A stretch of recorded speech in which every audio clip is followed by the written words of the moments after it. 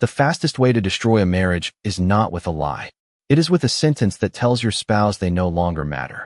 Looking back now, I should have recognized that moment for what it was.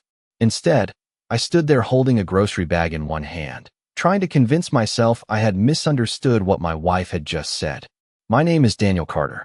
I am 41 years old, and until that evening, I believed my marriage had problems but was still worth fighting for. Olivia and I had been married for 12 years.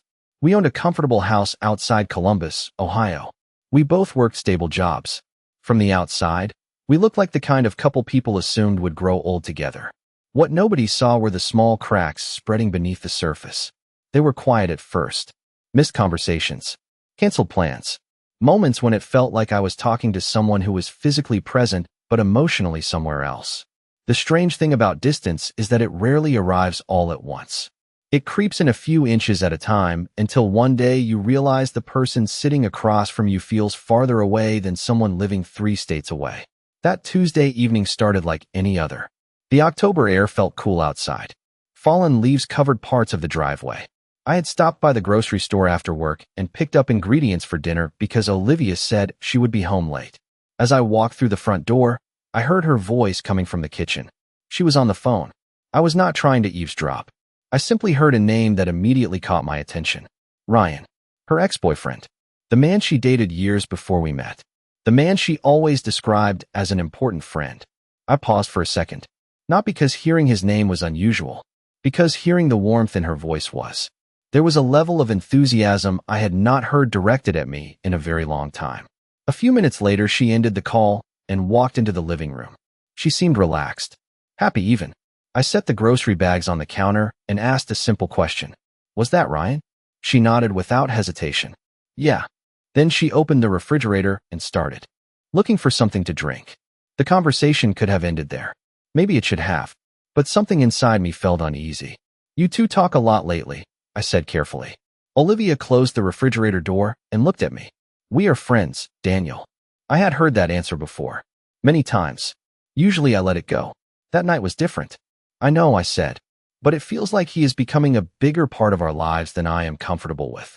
The room went quiet. The kitchen lights reflected softly against the granite countertops. Outside, the last traces of daylight disappeared beyond the trees. Olivia crossed her arms. The expression on her face changed instantly. Defensive. Annoyed. Almost offended. You are seriously doing this again? She asked. I took a slow breath. I am not accusing you of anything. I am just telling you how I feel. Looking back, that was the moment everything changed. Because instead of listening, she delivered a sentence that still echoes in my memory. You cannot stop me from seeing my ex anytime I want. He is an integral part of my life. The words landed like cold rain.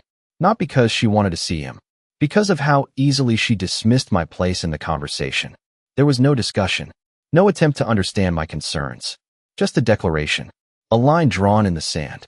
I remember staring at her for several seconds, waiting for her to soften the statement, waiting for some sign that she understood how damaging it sounded. Nothing came. She simply stood there looking completely certain of herself. In that moment, I realized something I had been avoiding for a long time. This conversation was not really about Ryan. It was about priorities. It was about boundaries. It was about the uncomfortable feeling that my wife was defending another man's place in her life more passionately than she defended our marriage. I did not argue. I did not raise my voice.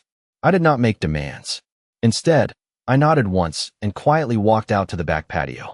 The evening air felt colder than before. Leaves drifted across the yard beneath the porch light. Somewhere in the distance, a dog barked. I sat alone staring into the darkness, replaying her words over and over again. What I did not know then was that those words would become the beginning of the end of one version of my life, and the beginning of something neither of us saw coming. What made that conversation so unsettling was not the argument itself. It was the realization that it had not come out of nowhere. Sitting on the back patio that night, listening to dry leaves scrape across the deck in the wind, I began replaying moments I had ignored for months. Looking back, the signs had been there long before that sentence ever left Olivia's mouth. The problem was that I had spent years giving her the benefit of the doubt. When you love someone, you become very good at explaining away things that should probably concern you. The next morning started like any other Wednesday. The coffee maker hummed in the kitchen. The local news played softly from the television. Sunlight filtered through the dining room windows and stretched across the hardwood floor. Olivia came downstairs dressed for work, carrying her phone in one hand and a travel mug in the other. She looked completely normal, relaxed, unbothered, as if the conversation from the previous evening had never happened. I watched her move around the kitchen while I sat at the table drinking coffee. For a moment, I considered bringing it up again, asking questions, seeking reassurance. Then I stopped myself. Something told me I already knew what her answer would be. Before leaving, she glanced at her phone and smiled. It was a quick smile, barely noticeable, yet somehow it caught my attention. "Good news?" I asked. She slipped the phone into her purse. "Just a message." Then she headed for the door. A year earlier, I would not have thought twice about it. That morning, I found myself wondering why such a simple answer felt incomplete. The strange thing about doubt is that once it enters your mind, it starts connecting dots you never noticed before. During my lunch break, I sat alone in my truck outside the office and found myself remembering the first time I heard Ryan's name after Olivia and I got married. According to her, they had stayed friends after their relationship ended. There was nothing unusual about that. Plenty of mature adults maintain friendships with former partners. I believed her. More importantly, I trusted her. The issue was never that Ryan existed. The issue was how much space he seemed to occupy in our lives. At first, it was occasional. A holiday text, a birthday call, an update about work. Then slowly, almost invisibly, his presence expanded. A mention during dinner, a story from years ago, a phone call that interrupted our evening. Looking back now, what unsettled me was not the frequency. It was the priority. Later that week, Olivia canceled our Friday dinner plans. We had made those reservations nearly 2 weeks earlier. Nothing extravagant, just a small Italian restaurant we both liked downtown. Around 4 in the afternoon, she sent a text. Something came up. "Rain check?" I stared at the message for several seconds. The disappointment felt familiar. Too familiar. When I arrived home that evening, I discovered what had come up. Ryan was in town for a conference. Olivia mentioned it casually while standing in the kitchen. "He wanted to catch up over dinner," she said. I remember looking at the empty chair across from me at the table, the chair that should have been occupied by my wife. "So you canceled our plans?" I asked. Olivia sighed as if I was making something simple unnecessarily complicated. "Daniel, it is one dinner." One dinner. Looking back, those 3 words carried more weight than she realized, because they revealed something important. To her, it was one dinner. To me, it was another example of our marriage being expected to move aside whenever Ryan entered the picture. That night, I ate takeout alone in the living room. The television played in the background, but I barely paid attention. My eyes kept drifting toward my phone. Not because I planned to call Olivia, because I was trying to understand why I felt so unsettled. Around 9:30, a social media notification appeared. Someone had posted a photo from a restaurant downtown. In the picture, Olivia sat across from Ryan laughing about something. They looked comfortable, familiar, like people who shared a connection that required no effort. I stared at the image for a long moment before setting the phone face down on the coffee table.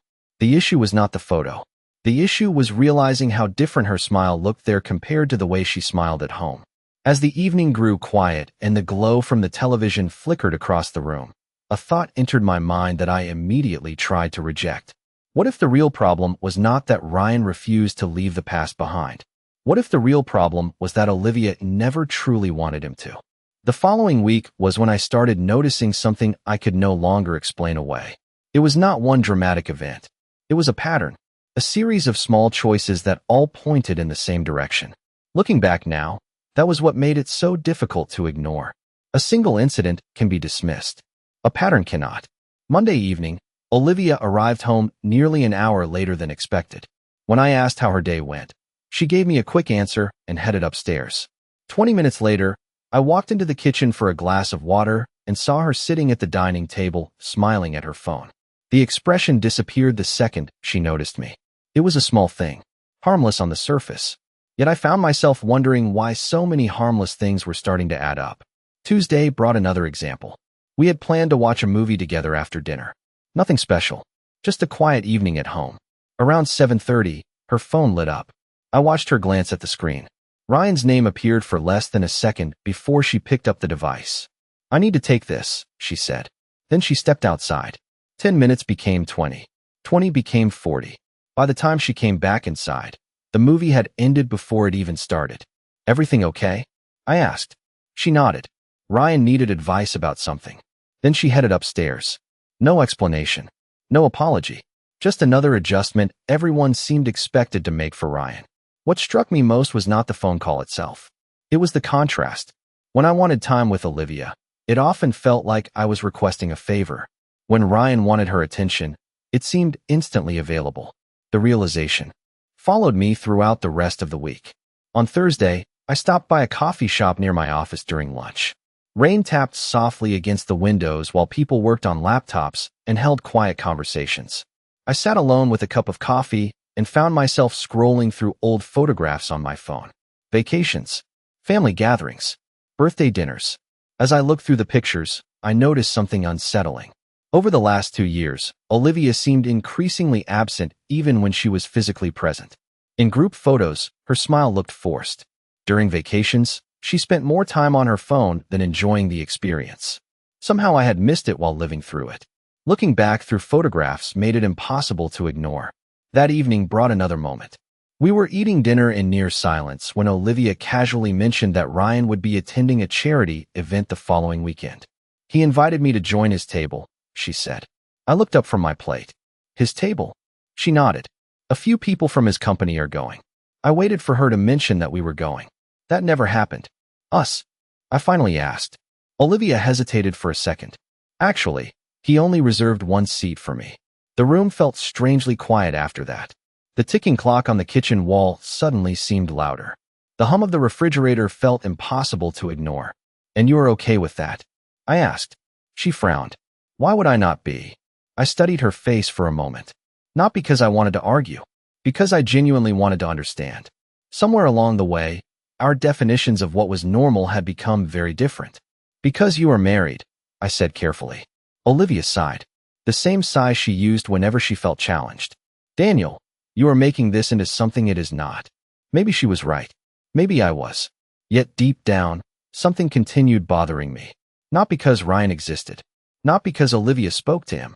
Because every concern I expressed was immediately treated as unreasonable, while every request Ryan made seemed perfectly acceptable. The imbalance was becoming impossible to ignore. Saturday afternoon delivered the moment. That changed everything. Olivia was in the shower when her phone lit up on the kitchen counter. I was not trying to invade her privacy. I was making coffee when the screen illuminated beside me. For a brief second, a message preview appeared. Ryan's name. Beneath it, a simple sentence. Looking forward to spending the evening with you. My stomach tightened. Not because the message proved anything. It did not. But because I suddenly realized something I had been avoiding. Ryan was not occupying the role of a distant friend from the past. He was occupying active space in our present. Space that seemed to grow larger every month. As the coffee machine hissed behind me and rain clouds gathered beyond the kitchen window, one uncomfortable thought settled into my mind. The question was no longer whether Ryan was important to Olivia. The question was whether he had become more important than the marriage she kept insisting was perfectly fine. The charity event arrived the following Saturday evening. Looking back now, that was the night I stopped questioning my instincts and started paying attention to reality. The event was being held at a downtown hotel overlooking the river. Glass walls reflected the city lights, and luxury cars filled the parking lot. Olivia spent nearly an hour getting ready. I noticed the extra attention she gave to every detail. The dress, the jewelry, the hair. None of that was unusual on its own. What unsettled me was the excitement. It was the kind of excitement I had not seen directed toward anything involving us in a very long time. Around 6 o'clock, she stood near the front door adjusting an earring while checking her reflection in a hallway mirror. You look nice, I said. She smiled politely. Thank you. Then she picked up her purse. I will probably be home late. The sentence hit me harder than it should have. Not because she was attending an event. Because there was no invitation for me. No suggestion that a married couple should experience the evening together. Just a simple statement that she would be spending her night elsewhere. After she left, the house felt unusually quiet. I ordered takeout, turned on a football game, and tried to focus on anything other than the thoughts running through my head. For a while, it worked. Then around 8:30, my phone buzzed. A mutual acquaintance had posted several photographs from the event. I was not searching for them. They simply appeared in my feed. In one picture, Olivia stood beside Ryan near a decorated stage. In another, they sat at the same table smiling during dinner. Nothing inappropriate. Nothing dramatic. Yet something about the images bothered me. They looked comfortable together in a way that felt practiced. Familiar. Natural. I stared at the screen for several seconds before setting my phone aside. What troubled me was not what I saw. It was how unsurprised I felt seeing it. The next morning, Olivia returned home carrying a coffee cup and looking unusually cheerful. Sunlight streamed through the kitchen windows while I made breakfast. "How was the event?" I asked. She smiled. "It was great." Then she immediately began describing Ryan's presentation, Ryan's accomplishments, Ryan's colleagues, Ryan's future plans. Several minutes passed before I realized she had spent the entire conversation talking about him. Not the charity. Not the event. Him. Looking back, that was when something clicked in my mind. I was no longer hearing about a friend who occasionally appeared in our lives. I was hearing about someone who occupied a significant amount of emotional space. The following week brought another incident. Wednesday evening, we had plans to meet another couple for dinner. Reservations had been made nearly 3 weeks earlier. Around 5 o'clock, Olivia received a phone call. The moment she saw the screen, her expression changed. 10 minutes later, she walked into my home office. "I need to cancel tonight," she said. I looked up from my laptop. "Why?" She hesitated. "Ryan is having a rough day?" He asked if we could meet for coffee. For several seconds, I simply stared at her. Not because I was angry, because I genuinely could not understand what I was hearing. "You are canceling plans we made weeks ago?" I asked. She crossed her arms. "He needs someone to talk to." I nodded slowly. "And apparently that someone is more important than commitments you already made." Her face hardened instantly.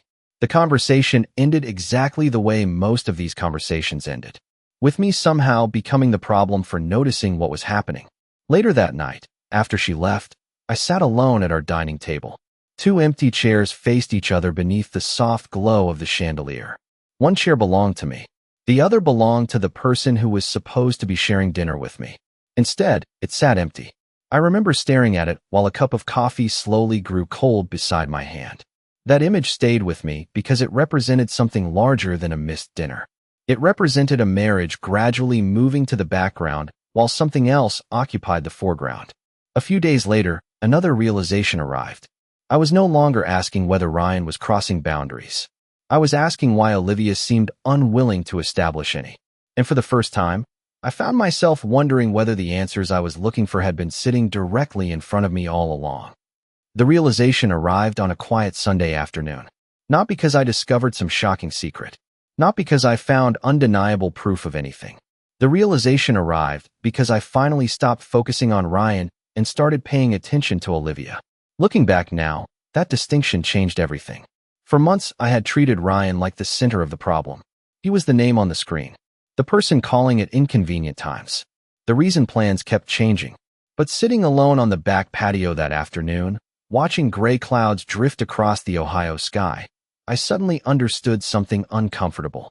Ryan could only occupy the space Olivia allowed him to occupy. The real issue was not his presence. The real issue was her willingness to prioritize it. The thought followed me throughout the week. Every interaction seemed to reinforce it. Monday evening, I arrived home after work and found Olivia sitting on the couch answering messages. The television played quietly in the background. I noticed her smile at something on the screen. A familiar smile. Warm. Engaged. Present. Then she looked up and saw me. The expression disappeared almost instantly. Not because she was hiding anything. Because her attention immediately shifted somewhere else. I stood there for a moment and realized something that hurt more than I expected. It had been a long time since she looked at me with that same level of interest. The next morning we stopped at a coffee shop before work. The place smelled like roasted coffee beans and fresh pastries. People sat at small tables working on laptops while soft music played overhead. We found a table near the window. For a few minutes, everything felt normal. Then her phone buzzed. She glanced at the screen. Within seconds, her entire focus changed. I watched the conversation happen in real time. She became more animated, more attentive, more invested. After responding to the message, she looked up and noticed me watching. "What?" she asked. I shook my head. "Nothing." But it was not nothing. It was another piece of a puzzle I had been trying not to solve. Looking back, that was when I finally understood the truth. The deepest wounds in a marriage rarely come from dramatic betrayals. They come from repeated reminders that someone else receives the attention, energy, and enthusiasm that used to belong to the relationship. Thursday evening brought another moment. Olivia was preparing dinner while I sat at the kitchen island reviewing a few work emails. Rain tapped softly against the windows. The smell of garlic and herbs filled the room. For a brief second, it felt like the kind of ordinary evening we used to enjoy. Then her phone rang. She looked at the screen and immediately answered. 20 minutes later, she was still talking. Dinner sat untouched on the stove. The conversation continued while she paced through the living room. Eventually, I stood up, served myself a plate, and ate alone. She never seemed to notice. That was the moment something inside me became very clear. I was no longer competing with another man. I was competing with a version of Olivia's attention that seemed permanently reserved for someone else. And suddenly, I did not want to compete anymore. Friday night, I met an old friend named Kevin for dinner. We had not seen each other in months. After hearing a simplified version of what had been happening, he asked a question that stayed with me long after the evening ended. If Ryan disappeared tomorrow, would the marriage actually be fixed? I remember staring at my glass of iced tea while the noise of the restaurant faded into the background. The answer arrived immediately. No, because the problem was not Ryan. The problem was what his presence revealed. It revealed priorities, boundaries, emotional investment. Most importantly, it revealed how much of myself I had sacrificed trying to preserve a connection that seemed increasingly one-sided. Later that night, I returned home and found Olivia asleep on the couch. A lamp cast a warm glow across the room. Her phone rested on a nearby table. The television displayed a menu screen that slowly shifted colors in the darkness. I stood there for a moment and simply looked around. At the house, the furniture, the framed photographs, the life we had spent years building together. Then I realized something that should have been obvious much sooner. I could not force someone to value a relationship. I could not argue someone into protecting it. I could not compete for a place that should already belong to me. As I turned off the lamp and headed upstairs, one final thought settled quietly into my mind. The question was no longer whether Olivia would choose different priorities. The question was what I would do if she never did. The decision happened quietly. No dramatic confrontation. No ultimatum. No long speech delivered across the kitchen table. Looking back, that was probably why it mattered so much. For years, I had treated every problem in my marriage like something that needed to be solved immediately. Every disagreement became a discussion. Every concern became a conversation. Every disappointment became another attempt to fix what felt broken. Somewhere along the way, I realized I was the only person carrying that responsibility. The morning after that realization, I woke up before sunrise and drove to a park near the edge of town. Frost covered the grass. A thin layer of mist hovered above a small lake. The air felt cold enough to sting my face. I sat on a wooden bench holding a cup of coffee and watched the first light appear across the horizon. For the first time in months, maybe years, I stopped thinking about Ryan. I stopped wondering what Olivia was doing. I stopped rehearsing conversations that never seemed to change anything. Instead, I asked myself a different question. What would my life look like if I stopped competing for attention that should have been freely given? The answer was surprisingly simple. Peaceful. That thought stayed with me throughout the day. By the following weekend, I had made a few small changes. I joined a Saturday morning hiking group recommended by Kevin. I started going back to the gym after work. I signed up for a photography workshop that met twice a month. None of these decisions were designed to send a message. They were not acts of revenge. They were simply things I used to enjoy before my world became centered around preserving a marriage that seemed increasingly uninterested in preserving itself. The strange thing was how quickly I began feeling different. Lighter. Not happier every second. Just lighter. As if I had been carrying a backpack filled with bricks for years without realizing how heavy it had become. Olivia noticed the changes almost immediately. One Tuesday evening, she came downstairs and found me editing photographs on my laptop. Normally, I would have spent the evening sitting beside her in the living room while she scrolled through her phone. Instead, I was focused on something I genuinely enjoyed. She stood behind me for a moment. "When did you start taking photography seriously again?" she asked. I looked up. "A few weeks ago." She seemed surprised. "You never mentioned it." The irony almost made me laugh. There had been a time when I mentioned everything. The problem was that somewhere along the way, it stopped feeling like anyone was listening. I guess it never came up, I said. She nodded slowly but continued standing there, as if she expected more. For the first time in a very long while, I did not feel the need to fill the silence. A few days later, another moment arrived. Friday evening. Olivia was sitting on the couch while I prepared to leave for dinner with Kevin and a few people from the hiking group. She looked up from her phone. "You have been going out a lot lately." Her tone was casual, but there was something beneath it. Something uncertain. I put on my jacket and picked up my keys. "Not really. Just doing a few things I enjoy." She studied me for a second. "You seem busy." Looking back now, that was the first sign that the balance was beginning to shift. For months, maybe years, my availability had been automatic. If Olivia wanted my attention, it was there. If she wanted my time, it was there. If she canceled plans, I adjusted. If she changed priorities, I adapted. Now my life no longer revolved around waiting for her schedule to make room for me. The following Sunday provided the clearest example yet. We had both been home most of the afternoon. Around 3 o'clock, Ryan called. I recognized the name when it appeared on her screen. Olivia answered immediately and disappeared into the backyard. 30 minutes passed, then 40. Eventually, she returned inside. Normally, I would have felt frustrated, curious, maybe even hurt. Instead, I barely looked up from the book in my hands. The reaction caught her off guard. I could see it in her expression. She lingered in the room for several seconds before finally speaking. "Ryan says hello." I nodded. "That is nice." Then I returned to reading. The silence that followed felt different. Not hostile, not angry, just unfamiliar. For the first time, I was no longer participating in a competition that should never have existed. And as I sat there turning another page while late afternoon sunlight stretched across the living room floor, I had the distinct feeling that Olivia was beginning to notice the difference. Over the next several weeks, something unexpected happened. The less attention I gave to the situation, the more attention Olivia seemed to give to me. Looking back now, I do not think she fully understood what was changing. She simply felt it. For years, I had been predictable. If she pulled away, I moved closer. If she became distant, I worked harder. If another priority entered her life, I patiently waited for my turn. Now that pattern was gone. The shift was subtle at first. One evening I came home from work and found Olivia waiting in the kitchen. A pot of soup simmered on the stove, filling the room with the smell of herbs and vegetables. She looked up when I walked through the door. "I thought maybe we could have dinner together tonight," she said. The invitation caught me off guard. Not because it was unreasonable, because it had become unusual. "Sure," I said.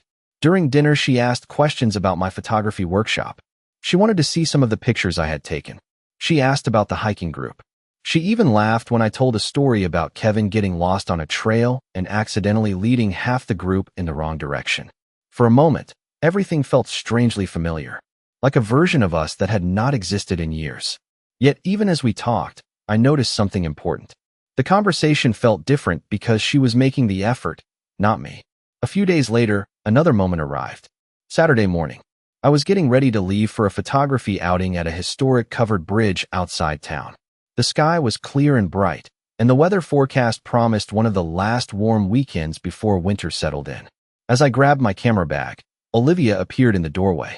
"You are leaving already?" she asked. I nodded. "The group is meeting at 9. She hesitated. I was thinking maybe we could spend the day together. A year earlier, I would have canceled my plans without hesitation.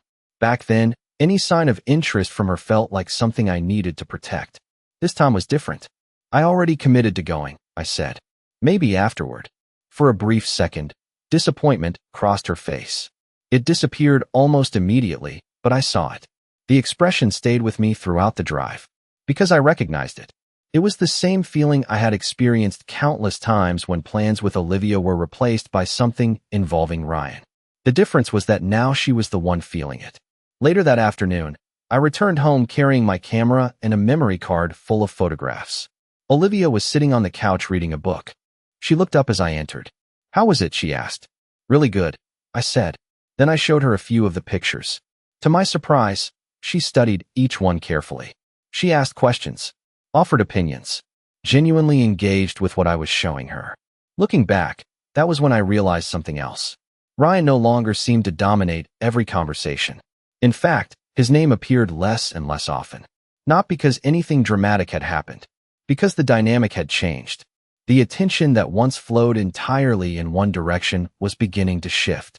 Yet something still felt incomplete. One evening, while we sat on the back patio watching leaves fall across the yard, Olivia finally voiced what had been bothering her. "You seem different lately," she said quietly. I looked out toward the darkening sky. "Different how?" She folded her arms. "Harder to read." The answer almost made me smile. For years I had spent countless hours trying to understand her moods, her priorities, her choices. Now she was struggling to understand mine. "Maybe I am just focused on different things," I said. She stared at me for several seconds. "Do you still care?" The question hung in the air between us. Not angry, not defensive, vulnerable. For a moment, I saw genuine uncertainty in her eyes. The kind that appears when someone realizes a situation they once controlled no longer operates by the same rules. I took a slow breath before answering. "I care about myself more than I used to." The words surprised even me. They were not intended as a criticism. They were simply true. Olivia looked away first. Neither of us spoke for several minutes. The wind moved softly through the trees while the last light disappeared beyond the horizon. And sitting there in the growing darkness, I had a feeling Olivia was finally beginning to understand something I had learned months earlier.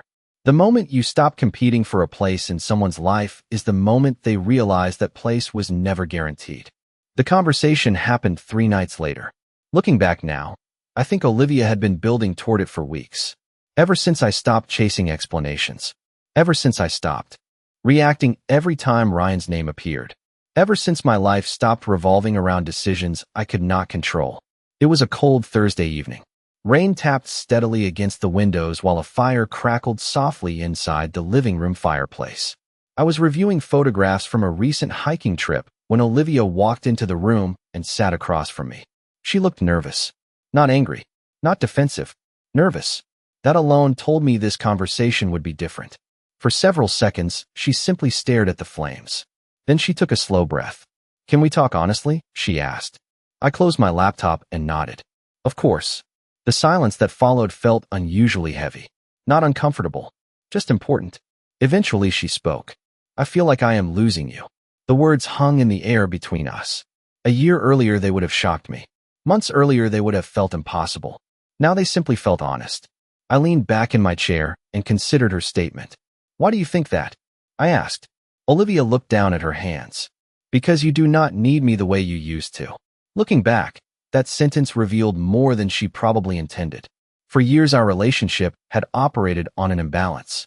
My attention was constant. My effort was predictable. My presence was guaranteed. Somewhere along the way, those things stopped feeling valuable because they became expected. Now that they were no longer automatic, their absence felt impossible to ignore. I watched the firelight reflect across the room while Olivia continued. "You have your own plans now, your own interests, your own routines." She laughed softly, but there was sadness in it. "Half the time, I do not even know what you are doing anymore." I nodded slowly. That is probably how I felt for a long time. The words were not intended to hurt her. They were simply true. Olivia looked away immediately. For a moment, neither of us spoke. Rain continued tapping against the glass. The clock on the mantel quietly marked each passing second. Then she finally asked the question I had been expecting. "Do you still resent Ryan?" I thought about it carefully before answering. The honest answer surprised. Even me. "No." Her head lifted. "No." I shook my head. "Not anymore." The confusion on her face was genuine.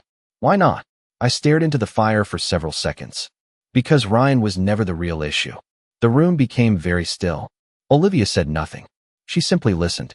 "The problem was never another person," I continued. "The problem was feeling like my place in our marriage was negotiable." Her expression changed instantly. I could see the realization beginning to form. Slowly, uncomfortably, honestly. "Daniel," she started. I gently raised a hand. Not to stop her, just to finish the thought. "You always told me I could not control who you spent time with." I nodded. "And you were right." The words seemed to catch her off guard. For months, she had expected arguments, resistance, complaints. Instead, I was agreeing with her. "You were absolutely right," I repeated. "I could not control your choices." Then I leaned forward slightly. "But you could not control mine either." The sentence settled heavily between us. For a moment, neither of us moved. Looking back now, that was the true turning point. Not because it was dramatic, because it was the first time we were both looking at the same reality. I had spent months trying to convince her to prioritize the marriage. Eventually, I stopped trying.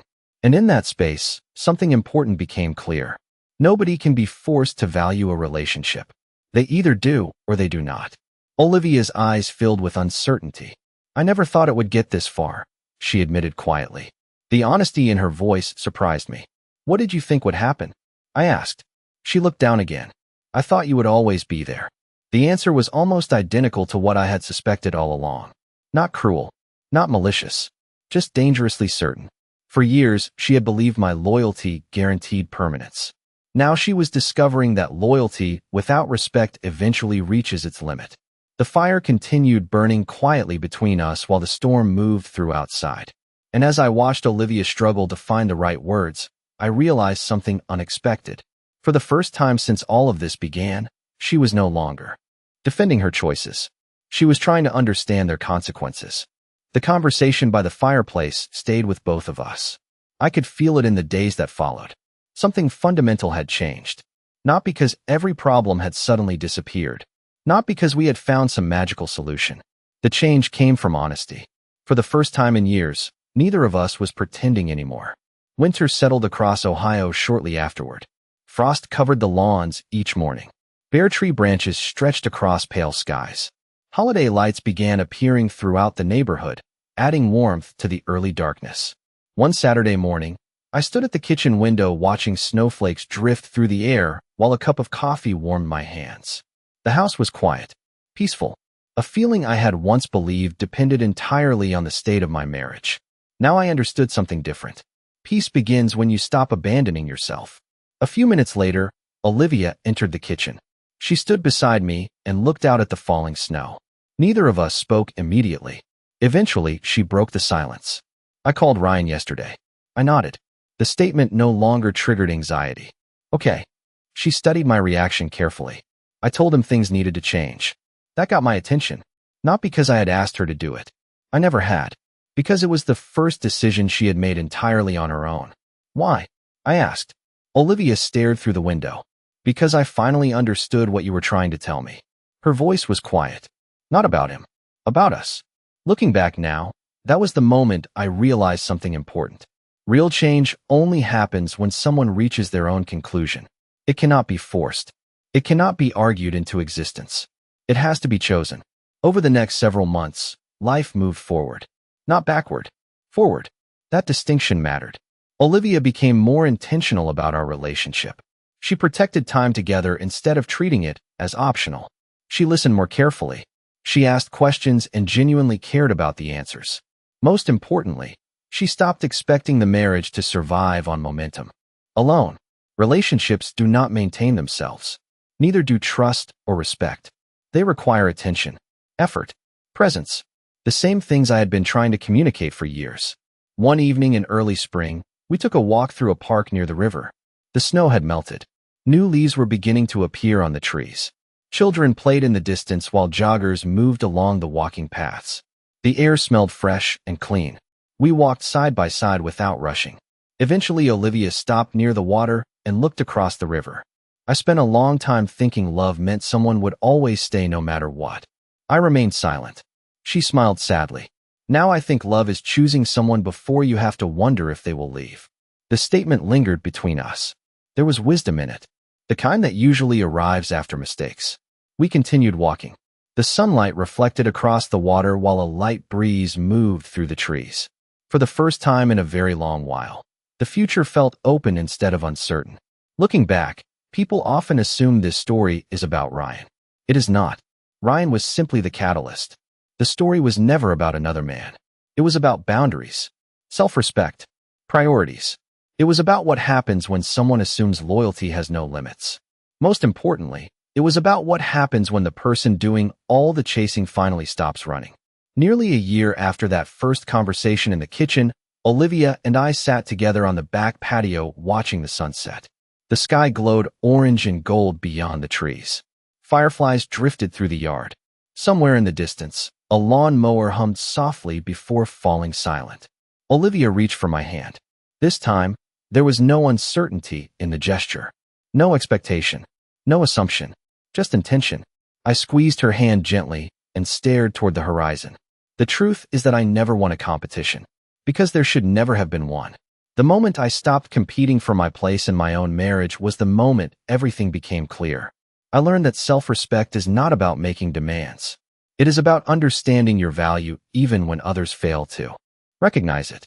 And perhaps the most surprising part of all was that once I finally understood that lesson, Olivia did too. In the end, she did not lose a friendship. She gained perspective. I did not reclaim control over someone else's choices. I reclaimed control over my own life. And that made all the difference.